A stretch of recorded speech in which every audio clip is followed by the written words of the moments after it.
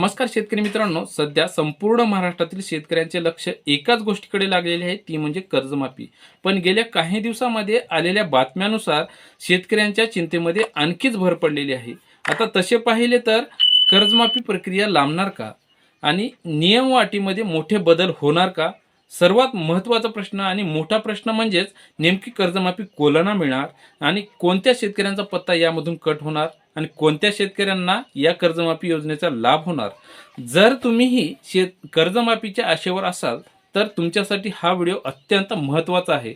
कारण आज आपण या व्हिडिओची प्रक्रिया संपूर्णपणे सविस्तरपणे जाणून घेण्याचा प्रयत्न करणार आहोत आणि सोप्या भाषेमध्ये या प्रक्रियेचा आढावा घेण्याचा प्रयत्न करणार आहोत. चॅनलवरती तुम्ही नवीन असाल तर या चॅनलला नक्की सबस्क्राईब करा, जेणेकरून अशाच व्हिडिओची आणि याबद्दल संपूर्ण माहिती तुम्हाला मिळत राहील. तर शेतकरी बंधूंनो, महाराष्ट्रामध्ये पुण्यश्लोक अहिल्याबाई होळकर कर्जमाफी योजना 2026 ही योजना राबवण्यात आली आणि या योजनेअंतर्गत या अगोदर या सरकारच्या माध्यमातून 30 जून पूर्वी कर्जमाफी होणार अशा पद्धतीचे मोठे आश्वासन देण्यात आले. त्यानंतर ही प्रक्रिया जवळ आल्यानंतर ही तारीख जवळ आल्यानंतर 5 जुलै ही तारीख देण्यात आली आणि याच नंतर आता महाराष्ट्राचे कृषी मंत्री यांच्या माध्यमातून ही कर्जमाफीची प्रक्रिया आणखी लांबलीवर जाणार आहे असे स्पष्टपणे सांगण्यात आले. त्याचबरोबर आता अशीही माहिती समोर आलेली आहे की 8 जुलैला त्यांची एक आढावा बैठक आहे आणि नियम व निकषामध्ये बदल केले जाणार आहेत. आणि त्याचबरोबर जी महाराष्ट्रामध्ये कर्जमाफीची प्रक्रिया राबवण्यात येत आहे त्यामध्ये आता प्रवीण परदेशी यांच्या अध्यक्षतेखाली एक समिती गठीत करण्यात आलेली आहे. त्यांच्याशी ही चर्चा करण्यात येणार आहे. बैठक झाल्यानंतर कर्जमाफी योजनेसाठी आर्थिक तरतूद करण्यात येणार आहे, ती म्हणजेच 20,552 कोटी रुपयांची आर्थिक तरतूद पुरवणी मागण्याद्वारे वित्त विभागाकडे देण्यात आलेली आहे. आणि ही प्रक्रिया पूर्ण झाल्यानंतर कर्जमाफीची प्रक्रिया याद्या समोर येतील आणि केवायसीची प्रक्रिया समोर चालू राहील अशा पद्धतीची माहिती समोर आलेली आहे. आता तसे पाहिले तर या सरकारला नेमकी कर्जमाफी द्यायची आहे का तारीख पे तारीख देऊन समोर ढकलायची आहे, हा एक मोठा प्रश्न शेतकऱ्यासमोर निर्माण झालेला आहे. त्याचबरोबर या सरकारकडून कमीत कमी शेतकरी कसे पात्र होतील असा ही प्रयत्न केला जात आहे. त्याचनंतर आता महत्त्वाचे प्रश्न काही आहेत. त्यामध्ये आता कर्जमाफीची प्रक्रिया का लांबणीवर जात आहे हा एक मोठा प्रश्न शेतकऱ्याच्या माध्यमातून सर्वांसमोर उपस्थित होत आहे. आता या राज्य शासनाकडून विशिष्ट सारे कारणे येत आहेत. आता तसे पाहिले कर्जमाफी योजनेची माहिती गोळा करण्यासाठी बँकेकडून माहिती गोळा करण्याची प्रक्रिया ही फार मोठी आहे आणि यासाठी मोठा कालावधी लागत आहे. यामुळे ही कर्जमाफीची प्रक्रिया लांबणीवर जात आहे असेही या महाराष्ट्र सरकारकडून कारणे देण्यात येत आहेत. तसे पाहिले तर आता दुसरा महत्त्वाचा प्रश्न म्हणजे नियम व अटीमध्ये काय बदल होणार आहेत हा एक मोठा प्रश्न सर्वांसमोर उपस्थित होत आहे. आणि त्याचबरोबर त्यासाठीच आढावा बैठक आणि विविध सारे आंदोलने नेत्याच्या माध्यमातून व शेतकऱ्यांच्या माध्यमातून रोष निर्माण केले जात आहे. त्यामध्ये आता काय बदल करण्यात येणार आहेत हा एक मोठा प्रश्न या सरकारकडे विचारण्यात येत आहे. आणि यामध्ये नेमके या सरकारकडून काय बदल करण्यात येणार आहेत हा एक मोठा प्रश्न आहे. त्यामध्ये आता सरसकट कर्जमाफी होणार का? 2019 मध्ये लाभ घेतलेल्या शेतकऱ्यांना या योजनेमध्ये सामील करून घेण्यात येणार आहे का? असे बरेच सारे प्रश्न यामध्ये निर्माण झालेले आहेत. आता तसे पाहिले तर आलेल्या सूत्रांच्या माहितीनुसार सरसकट कर्जमाफी देणे या सरकारला जमणार नाही, आर्थिकदृष्ट्या परवडणार नाही असे स्पष्टपणे समोर येत आहे. त्यामुळे नियम कडक पाळले जाणार आहेत. या सरकारकडून नियम कडक पाळले जाणार आहेत. कारण की या कर्जमाफी योजनेमध्ये कमीत कमी शेतकरी कसे पात्र होतील आणि कमीत कमी आर्थिक बोजा या सरकारवर कसा पडेल हा महत्त्वाचा प्रश्न या सरकारसमोर आहे. आणि यामध्ये कमी शेतकरी पात्र करण्यासाठी विविध सारे कडक नियम लागू करण्यात येत आहेत.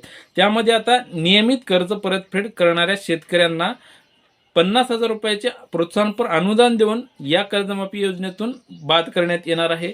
त्याचबरोबर आता दुसरा महत्त्वाचा मुद्दा म्हणजे नवीन मुद्दा म्हणजे प्राप्तिकर भरणे म्हणजेच टॅक्स भरणाऱ्या शेतकऱ्यांना सुद्धा या योजनेतून बाद करण्यात येणार आहे. आता तसे पाहिले तर उत्पन्नाच्या आधारित काही शेतकरी प्राप्तिकर भरत असतील त्यांनाही या योजनेतून बाद करण्यात येत आहे. त्याचबरोबर सरकारी नोकर ज्या घरामध्ये आहे त्या शेतकऱ्यांना त्या योजनेचा म्हणजे 2 लाखापर्यंत जी काही कर्जमाफी होणार आहे त्या योजनेचा लाभ मिळणार नाही.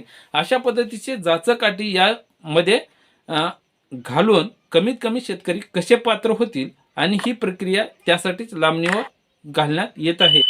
सर्वात महत्त्वाचा प्रश्न उरतोय ते नेमकी कर्जमाफी कोणासाठी आणि कर्जमाफी कोणाला मिळणार, हा एक महत्त्वाचा प्रश्न आहे. आता यामध्ये 2019 मध्ये जे काही शेतकरी या कर्जमाफी योजनेचा लाभ घेतलेले आहेत त्या शेतकऱ्यांना तर या अगोदरच बाद केलेले आहे या योजनेच्या माध्यमातून. ते पाहिले तर 2019 मध्ये लाभ घेतलेल्या शेतकऱ्यांनी पुन्हा जर कर्ज घेतले असतील तर त्यांनी 2 ते 3 वर्ष कर्ज परतफेड केले असतील किंवा नियमितपणे कर्ज न भरता 2 वर्ष भरले तर ते थकीतमध्येच येणार आहेत आणि त्यांना नेमके प्रोत्साहनपर अनुदानही मिळणार नाही आणि कर्जमाफीचा लाभही मिळणार नाही.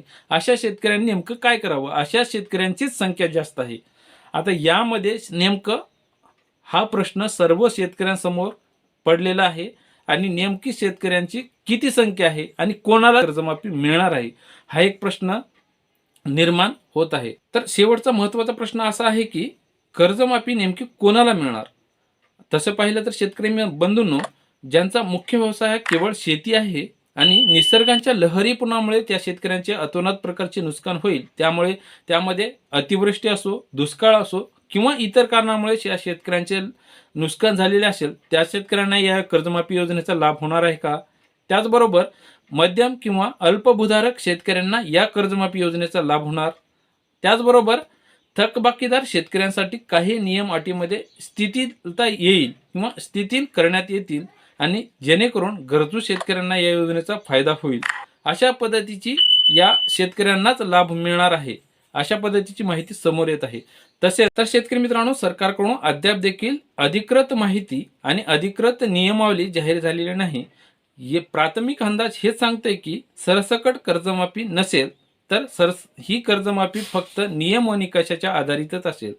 तुम्हाला काय वाटते, ही कर्जमाफी सरसकट झाली पाहिजे की फक्त गरजू शेतकऱ्यांनाच मिळाली पाहिजे. तुमची प्रतिक्रिया अवश्य कमेंटमध्ये नक्की कळवा आणि हा व्हिडिओ आवडल्यास लाईक व शेअर करायला विसरू नका आणि तुमच्या गावातील शेतकरी ग्रुपवर हा व्हिडिओ शेअर करायला विसरू नका. धन्यवाद. जय जवान जय किसान.